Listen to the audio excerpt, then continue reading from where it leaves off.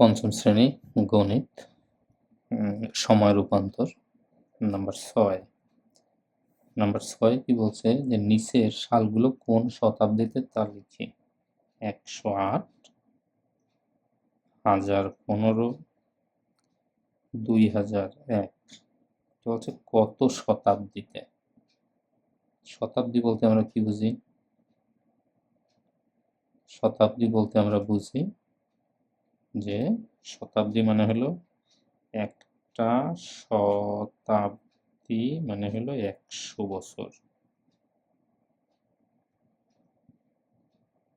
তাহলে এটা হলো ১০৮, তার মানে ১০০-র চেয়ে বেশি, তাহলে এটা দ্বিতীয় শতাব্দী।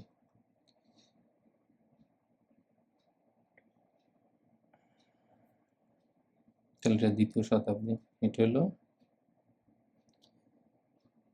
১০১৫, তাহলে এটা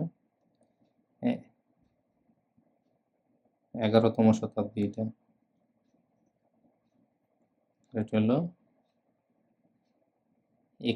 ২০০১, মানে ২০০০ মানে হলো ২০-এর পরে, তাহলে হবে ২১, একবিংশ বা ২১ শতাব্দী।